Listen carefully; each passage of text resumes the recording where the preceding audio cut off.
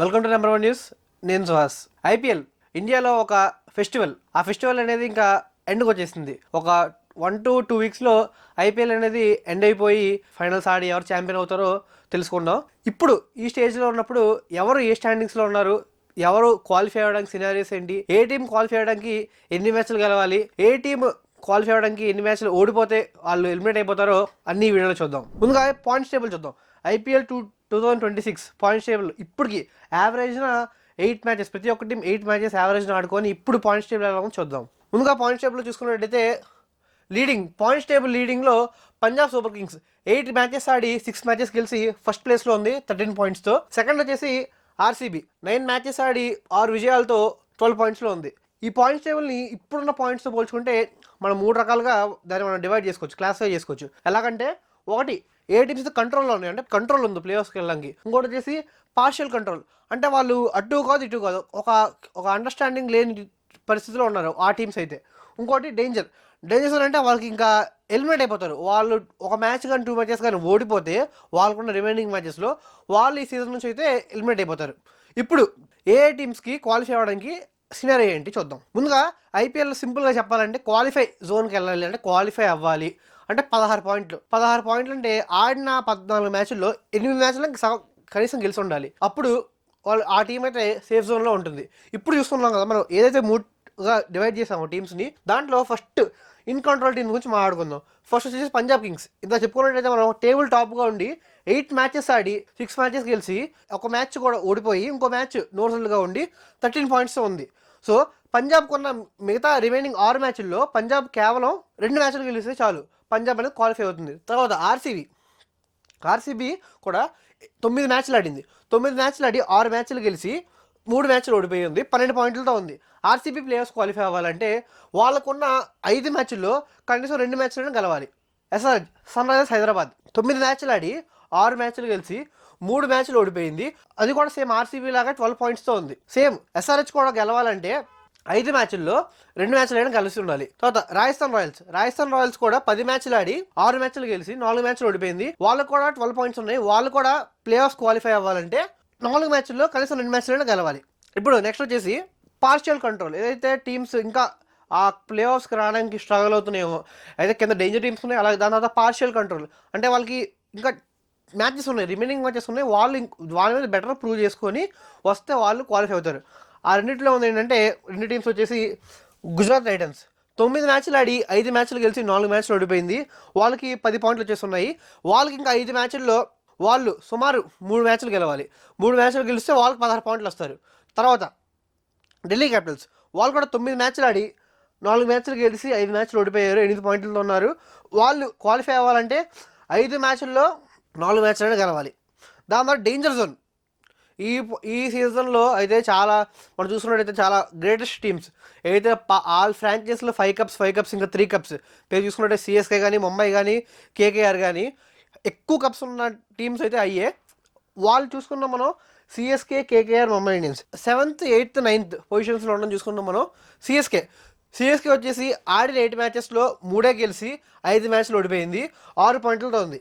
CSK qualify అవ్వాలంటే ఉన్న 6 మ్యాచ్లు 5 మ్యాచ్లు గెలవాలి. అప్పుడు సిఎస్కే అనేది ప్లే ఆఫ్ క్వాలిఫై ఛాన్స్ ఉంటుంది. తర్వాత కేకేఆర్ కూడా సీజన్లో చాలా లేట్గా బోనీ చేస్తూ లేట్గా గెలుస్తూ మొత్తం 8 మ్యాచ్లు ఆడి 2 మ్యాచ్లు గెలిచింది, 5 మ్యాచ్లు ఓడిపోయింది, 1 మ్యాచ్ వచ్చి రిజల్ట్ ఉంది. వాళ్ళు కూడా 6 మ్యాచ్ల్లో 5 మ్యాచ్లు గెలవాలి, అప్పుడే క్వాలిఫై అవుతారు. ఇంకా Mumbai Indians 5 times title winners అయిన ముంబై ఇండియన్స్ అయితే 8 మ్యాచెస్ ఆడి 2 మ్యాచెస్ గెలిచి 6 మ్యాచెస్ ఓడిపోయి ఉన్నారు. వాళ్ళకి ఒక డెడ్ లైన్ అనమాట. వాళ్ళకి ఉన్న ఏకైక డెడ్ లైన్ ఏంటంటే వాళ్ళకి ఇంకా పక్క డూ ఆర్ డై సిచ్యువేషన్లో ఉన్నారు. వాళ్ళు 6 మ్యాచ్ల్లో 6 పక్క విన్ అవుతే కానీ వాళ్ళు ప్లేయర్స్ క్వాలిఫై అవ్వరు. 6 మ్యాచ్లు విన్నా సరే, ఎందుకంటే -100లో ఉన్నారు కాబట్టి వాళ్ళు 16 పాయింట్లు వచ్చినా సరే 100 కోసం అయితే స్ట్రగుల్ అయితే ఉంటుంది ఈ సీజన్లో. ఎల్ఎస్జీ కూడా సేమ్ ముంబై ఇండియన్స్ లాగే 8 మ్యాచ్లు ఆడి 2 మ్యాచ్లు గెలిచి 6 మ్యాచ్లు ఓడిపోయారు. వాళ్ళు కూడా రిమైనింగ్ 6 మ్యాచ్ల్లో ఎలాగైనా సరే 6కి 6 6 out of 6 గెలిస్తేనే ఎల్ఎస్జీ కూడా ఈ సీజన్ క్వాలిఫై అయితే సినారియో ఉంది. ఇప్పుడు మనం చూసుకున్నట్టయితే నెక్స్ట్ వచ్చే 7 మ్యాచెస్లో మనకి అర్థమైపోతుంది ఎవరైతే ఈ పాయింట్స్ టేబుల్లో క్వాలిఫై అవుతారు. మెయిన్గా మనం చూసుకుంటే ముంబై ఇండియన్స్ ఎల్ఎస్జీ ఈ మ్యాచ్లో ఎవరు గెలిస్తే ఎవరు ఓడిపోయినా సరే పక్కా టీం అయితే ఎలిమినేట్ అయిపోతుంది. ఇంకా మనం చూసుకున్నట్టయితే గుజరాత్ మరియు పంజాబ్ కింగ్స్ ఈ మ్యాచ్లో కనుక పంజాబ్ గెలిస్తే పక్కా పంజాబ్ అయితే వాళ్ళ క్వాలిఫైస్కి అదే ప్లే ఆఫ్స్కి అయితే వాళ్ళ టికెట్ అయితే పక్క కన్ఫర్మ్ అయిపోతుంది ఒక్కొక్క మ్యాచ్ గెలిస్తే.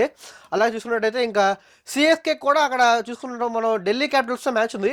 ఢిల్లీ క్యాపిటల్స్తో మనం చూసుకున్నాం ఇంకా వాళ్ళకి 5 మ్యాచ్లు ఉన్నాయి. 5 మ్యాచ్లు 4 గెలిస్తే చాలు ఎవరు ఢిల్లీ క్యాపిటల్స్కి. అలాంటప్పుడు సిఎస్కేకి అయితే 6 మ్యాచ్లు 5 గెలవాల్సి ఉంటుంది.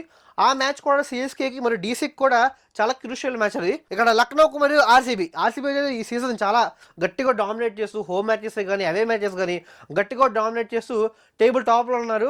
అలాంటి టేబుల్ టాప్లో ఉన్న ఆర్సీబీ మరియు ఎల్ఎస్జీ కూడా తడబడుతున్నారు. అప్పుడు చూసుకున్నట్టయితే పొరపాటున అక్కడ ఎల్ఎస్జీ కూడా ఓడిపోతే ఎల్ఎస్జీ కూడా ఛాన్స్ అనేది చాలా తక్కువ ఉంటాయి. ఇప్పుడు గమనించినట్టయితే హెచ్ అని ఉంది. హెచ్ అంటే హోమ్ గ్రౌండ్స్. మీరు ఇంతకాలం చూస్తుండొచ్చు, అక్కడ కామెంటరీలో వినొచ్చు, ఎక్కడైనా న్యూస్లో చూడొచ్చు, లేదా షార్ట్స్లో చూడొచ్చు, సోషల్ మీడియా చూడొచ్చు. హోమ్ గ్రౌండ్కి అడ్వాంటేజ్ ఉంటుందని చెప్తూ ఉంటారు. అసలు ఎందుకని హోమ్ గ్రౌండ్కి అడ్వాంటేజ్ ఉంటుందంటే మెయిన్గా వచ్చేసి ఆ గ్రౌండ్ మీద వాళ్ళకి మంచి గ్రిప్ ఉంటుంది. ఏ టీం అయితే వాళ్ళకి హోమ్ గ్రౌండ్ ఉంటుందో, ఇప్పుడు ఎగ్జాంపుల్ ముంబై ఇండియన్స్కి ఉంది. ముంబై ఇండియన్స్కి వాంఖాడే స్టేడియం అనేది వాళ్ళకి ఒక హోమ్ గ్రౌండ్. వాళ్ళకి ఆ స్టేడియం మీద ఎంత గ్రిప్ ఉంటుందంటే వాళ్ళకి ఇంకా గ్రిప్ ఎలా వస్తుందంటే మళ్ళీ వాళ్ళ పిచ్ కంట్రోల్ కూడా వాళ్ళ మీద ఉంటుంది. ఒకవేళ వాళ్ళ టీంలో ఫాస్ట్ బౌలర్స్ వాళ్ళకి మంచి క్వాలిటీ బౌలర్స్ ఉన్నారు, వరల్డ్ క్లాస్ బౌలర్స్ ఉంటే వాళ్ళు ఆ పిచ్ని ఫాస్ట్ బౌలర్స్ అనుకూలంగా వాళ్ళు తయారు చేసుకుంటారు. సో ఏదైతే వాళ్ళ హోమ్ గ్రౌండ్ ఉంటుందో వాళ్ళకి మెయిన్ అడ్వాంటేజ్ వచ్చేసి పిచ్ కంట్రోల్ ఉంటుంది. సెకండ్ థింగ్ వచ్చేసి క్రౌడ్ ఎప్పుడైతే హోమ్ గ్రౌండ్ ఉంటుందో ఆటోమేటిక్గా క్రౌడ్ మొత్తం ఆ టీంకి సంబంధించిన ఫ్యాన్సే ఉంటారు. సో ఉన్నప్పుడు మామూలుగా దీన్ని సైకాలజీ ప్రకారం 12th మ్యాన్ ఎఫెక్ట్ అంటారు. 12th మ్యాన్ ఎఫెక్ట్ అంటే క్రికెట్ టర్మ్లో చూసుకుంటే 12th మ్యాన్ అంటే ఎలా చూసుకున్నట్టయితే డ్రింక్స్ మ్యాన్ అంటే డ్రింక్ బాయ్గా చూస్తాం 12th మ్యాన్ అంటే. కానీ సైకాలజీలో 12th మ్యాన్ ఎఫెక్ట్ ఏంటంటే ఈ ఆడియన్స్ అనేవాళ్ళు 12th మ్యాన్ కింద బిహేవ్ చేస్తూ ఉంటారు. ఎప్పుడైతే ఒక బౌలర్ చాలా క్రూషియల్ సిచ్యువేషన్లో రన్స్ డిఫెండ్ చేయాలన్నప్పుడు వాళ్ళ టీంని వాళ్ళు ఎంకరేజ్ చేస్తూ ఉంటారో అప్పుడు ఆ బౌలర్ అనేవాడు ఒక ప్రెజర్ సిచ్యువేషన్లో పడిపోతాడు. ఎందుకంటే ఆ ఈలకి గోలకి సైకలాజికల్గా బౌలర్ కూడా వీక్ అవ్వడం ఛాన్స్ ఉంటుంది. సెకండ్ వచ్చేసి మెయిన్ థింగ్ అది. థర్డ్ వచ్చేసి ట్రావెల్. ఏదైతే హోమ్ గ్రౌండ్ ఉంటారో వాళ్ళు అక్కడే స్టే చేస్తుంటారు. కొన్నిసార్లు ఆ స్టేలో హోటల్స్ ఉంటారు, లేకపోతే వాళ్ళ హోమ్ గ్రౌండ్లో వాళ్ళు నివాసాలు కానీ వాళ్ళ ఇల్లులు ఉంటే అక్కడికి వెళ్ళి ఉంటారు. కానీ ఎవరైతే వేరే గ్రౌండ్ అవే గ్రౌండ్ వచ్చేసి వాళ్ళు ఉంటుందో వాళ్ళకి మాత్రం ట్రావెల్కి ఒక డే అనేది వేస్ట్ అయిపోతుంది. ప్రాక్టీస్ కూడా వాళ్ళకి అంత ప్రాక్టీస్ అనేది ఉండదు. ఇది ఎవరికి తెలియని హోమ్ గ్రౌండ్ అడ్వాంటేజ్. పిచ్ మీద మెయిన్ వాళ్ళకి పిచ్ కంట్రోల్ ఉంటుంది, ఆడియన్స్ కూడా ఫుల్ సపోర్ట్ చేస్తూ ఉంటారు, ట్రావెల్ ఎఫెక్ట్ కూడా ఉంటుంది. అందుకనే హోమ్ గ్రౌండ్ కూడా చాలా కీ రోల్ అయితే ప్లే చేస్తుంది ఒక టీం గెలవాలంటే. చూసుకుంటే మనకి నెక్స్ట్ ప్రస్తుతం ఇది ఉన్న ఐపీఎల్ ప్లే ఆఫ్ సినారియో మరి ఇంకా ఎన్నో రోజులు లేదు.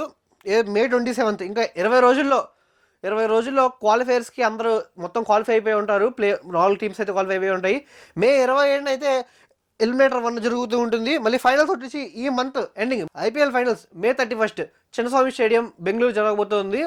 మా ప్రిడిక్షన్ అయితే నెంబర్ 1 న్యూస్లో నేను చేస్తున్న ప్రిడిక్షన్ ఏంటంటే టాప్ 4 టీమ్స్ వచ్చేసి ఆర్సీబీ వస్తుంది, పంజాబ్ వస్తుంది, ఎస్ఆర్హెచ్ వస్తుంది, మరియు డీసీ వస్తుంది నేనైతే ప్రిడిక్ట్ చేస్తున్నాను. ప్లే ఆఫ్స్కి క్వాలిఫై అయ్యే టీమ్స్ అయితే మీరు ఏ టీమ్స్ అయితే క్వాలిఫై అవుతారో కింద కామెంట్లో తెలియజేయండి. ఏ టీమ్స్ అయితే క్వాలిఫై అవుతారు, ఏ టీమ్స్ అయితే ఫైనల్స్లో ఆడుతున్నారు, ఏ టీం అయితే ఫైనల్ గెలుస్తుందో మీరైతే కింద ఉన్న కామెంట్స్లో అయితే మీరు మీ యొక్క వాల్యుబుల్ కామెంట్ని డ్రాప్ చేయండి. మీరు ఇచ్చే వాల్యుబుల్ కామెంట్స్లోనే నేను కూడా బెస్ట్ కామెంట్స్ తీసుకొని దాని మీద కూడా అనాలిసిస్ చేస్తాను.